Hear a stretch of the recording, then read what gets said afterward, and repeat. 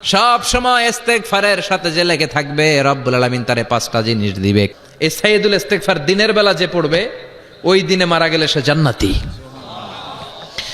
এই সাইয়্যিদুল ইস্তেগফার রাতের বেলা যে পড়বে ওই রাতে যদি ইন্তেকাল হয় ওই লোকটা জান্নাতি।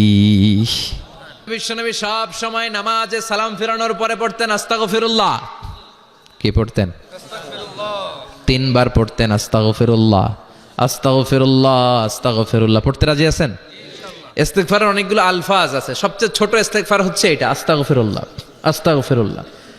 আরো আছে আস্তাগফিরুল্লাহ আল্লাযী লা ইলাহা ইল্লা হুয়াল হাইয়ুল কাইয়্যুম ওয়া আতুবু ইলাইহি। বিশ্বনবী বলেন এই ইস্তেগফারটা যদি কেউ পড়ে, আত-তাওয়াল্লি মিন ইয়াউমিজ জাহাফ, যুদ্ধের ময়দান থেকে পালিয়ে আসা কবিরা গুনাহ। কি গুনাহ?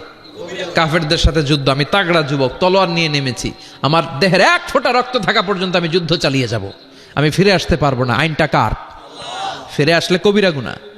বিশ্বনবী বলেন যুদ্ধের ময়দান থেকে ফিরে এসেছে এরকম কবিরা গুনাহ অবলম্বনকারীও যদি আস্তাগফিরুল্লাহ আল্লাযী লা ইলাহা ইল্লা হুয়াল হাইয়ুল কাইয়্যুম ওয়া আতুবু ইলাইহি পড়ে, ওই কবিরা গুনাহকারীকেও ক্ষমা করে দিবে কে?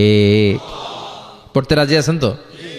আবার সাইয়েদনা আবু বকর বললেন ইয়া রাসূলুল্লাহ আল্লিমনি দুআআন আদউ বিহি ফি সালাতি, এমন দোয়া আপনি আমারে শিক্ষা দেন যেই দোয়াটা আমি নামাজে পড়তে পারি। বিশ্বনবী বললেন পড়ো আল্লাহুম্মা ইন্নী যালামতু নাফসি যুলমান কাসীরান ওয়া লা ইয়াগফিরুয যুনুবা ইল্লা আনতা ফাগফিরলি মাগফিরাতাম মিন ইনদিক ইন্নাকা আনতাল গফুরুর রহিম। সুবহানাল্লাহ পড়েন। এটাও ইস্তেগফার। আমরা এটার বলে দোয়া মাসুরা, সালাম ফেরানোর আগে পড়ি না? যেখানেই ক্ষমা চাওয়ার কথা আছে ওইটারই কি বলে? ইস্তেগফার। আল্লাহুম্মা ইন্নী যালামতু নাফসি, আল্লাহ জুলুম করেছি, যুলমান কাসীরা, অনেক জুলুম, ওয়ালা ইয়াগফিরুয যুনুবা ইল্লা আনতা, তুমি ছাড়া এই গুনাহ ক্ষমা করার তো কেউ নাই, ফাগফিরলি মাগফিরাতাম মিন ইনদিক, তোমার দয়ায় আমারে ক্ষমা করে দাও, ইন্নাকা আনতাল গফুরুর রহিম, তুমি হলা ক্ষমাশীল। ঠিক কি না? এটাও ইস্তেগফার, এটাও পড়বেন। আর এই সব ইস্তেগফারের শ্রেষ্ঠ ইস্তেগফারের নাম সাইয়্যিদুল ইস্তেগফার।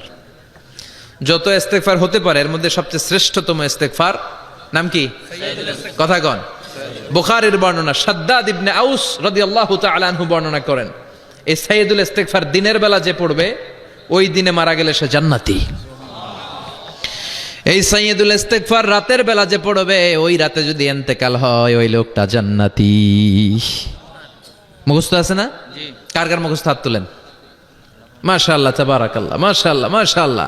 আর যাদের নাই তাদের হোমওয়ার্ক, তাদের আল্লাহুম্মা আনতা রাব্বি লা ইলাহা ইল্লা আনতা খালাকতানি ওয়া আনা আবদুক ওয়া আনা আলা আহদিকা ওয়া ওয়া'দিকা মাস্তাতা'তু আউযু বিকা মিন শাররি মা সানা'তু আবুউ লাকা বিনি'মাতিকা আলাইয়া ওয়া আবুউ লাকা বিযামবি ফাগফিরলি ফাইন্নাহু লা ইয়াগফিরুয যুনুবা ইল্লা আনতা।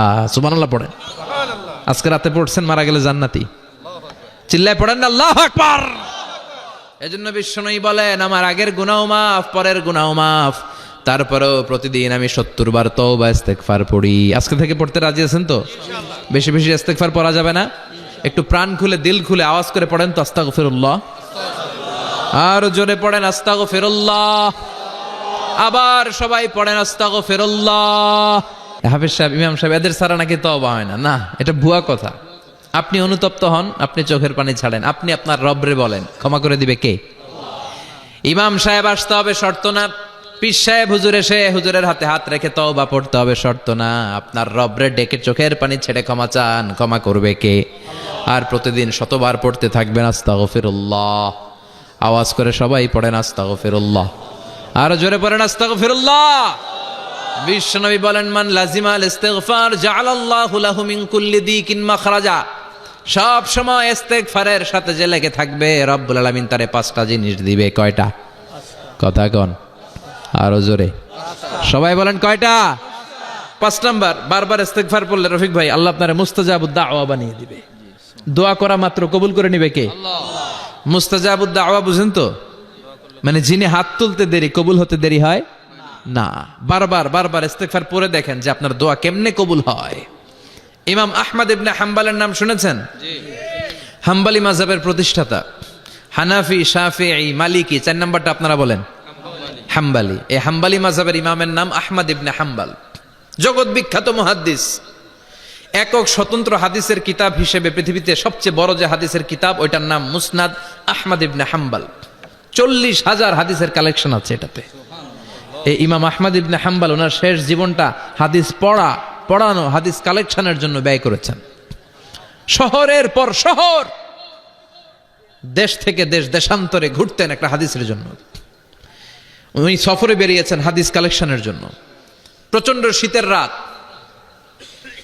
উনি মাগরিবের নামাজ, এশারের নামাজ পড়ে একটা মসজিদে শুয়ে পড়লেন, আর শুয়ে শুয়ে হাদিস পড়তেছেন। কি পড়তেছেন? কথা বলেন। আর মনে মনে ভাবলেন রাতটা মসজিদে কাটায় দেই, ফজরের নামাজ পড়ে আবার বেরোবো। কিন্তু দারোয়ান এসে বলে মসজিদে থাকতে পারবেন না, ওঠেন। দারোয়ান আছে না? কথা কন। আহমদ ইবনে হাম্বল বললেন, আমি শুধু রাতটা থাকতে চাই, আমি তো ফজরেরও মুসল্লি, ফজর নামাজ পড়বো তো এই মসজিদে, আমার থাকতে দাও। দারোয়ান তো দেয় না, কেনা মসজিদে থাকার জায়গা না, যান মিয়া।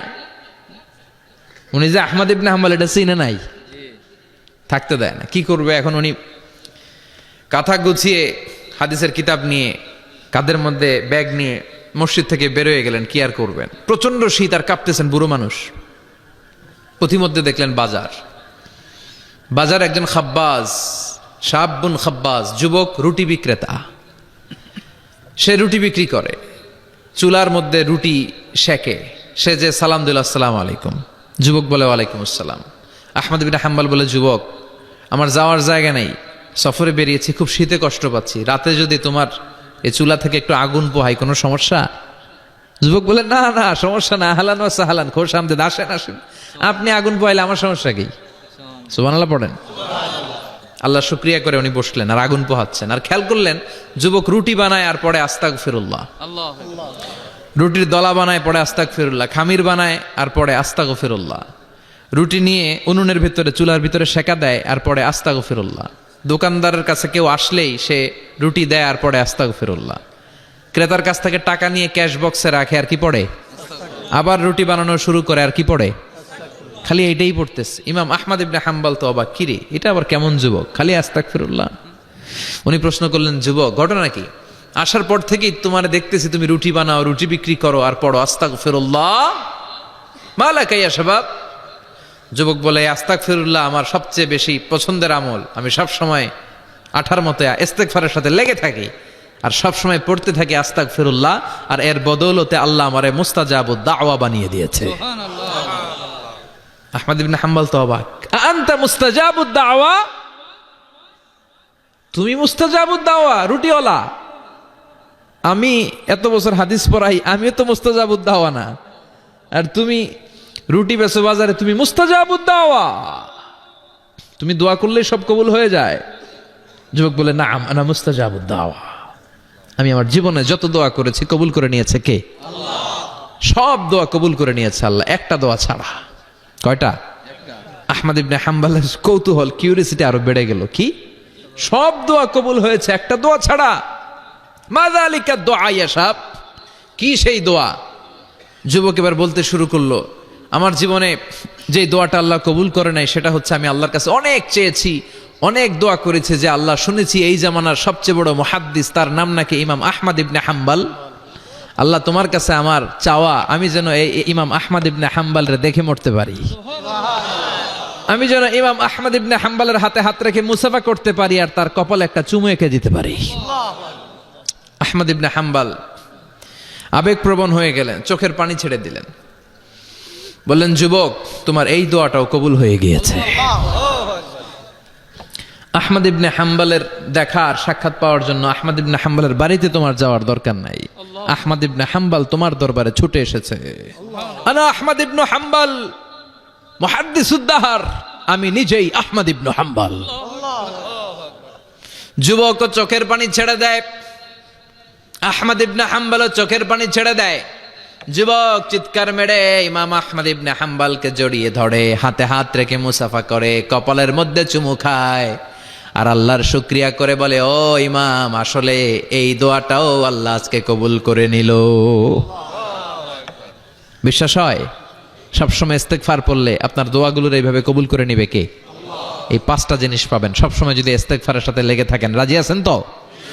4 নম্বরে সবসময় ইস্তেগফার যদি পড়া হয় আল্লাহর কোনো আযাব ওই বান্দার উপরে আসে না। ওমা কানাল্লাহু মুআযযিবাহুম ওয়া হুম ইস্তাগফিরুন।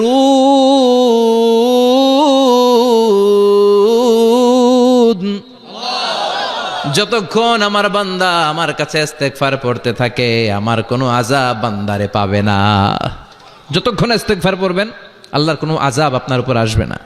4টা গেল। 3 নম্বরে ওয়ারযুকহু মিন হাইসু লা ইয়াহতাসিব, এমন জায়গা থেকে আল্লাহ আপনার রিজিকের ব্যবস্থা করবে আপনি কল্পনাই করতে পারবেন না। সুবহানাল্লাহ পড়েন। 2 নম্বর ওয়া মিন কুল্লি হাম্মিন ফারাজা, যে কোনো ধরনের টেনশন হাইপার টেনশন থেকে বাঁচায় দিবে কে? আমাদের তো টেনশন মেনশন নাই না? আছে।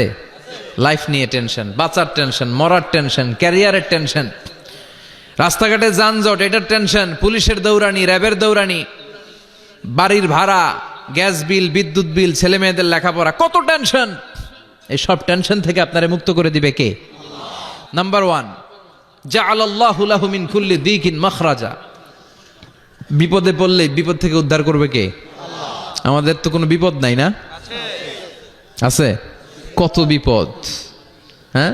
রাস্তাঘাটে দুর্ঘটনা হতে পারে, যে কোনো সময় ভূমিকম্পে পড়তে পারি, বজ্রপাত পড়তে পারে না, ঠেড়া পয়রা মানুষ নাই, আছে না নাই? এই বিপদ আপদ থেকে আপনারা রক্ষা করবে কে? যদি আপনি ইস্তেগফারের সাথে আঠার মতো লেগে থাকেন। কিসের সাথে? কথা বলেন। ইস্তেগফারের সাথে লেগে থাকতে পারলে 1 নাম্বার হচ্ছে বিপদে পড়লে আপনারে মুক্ত করে দিবে কে?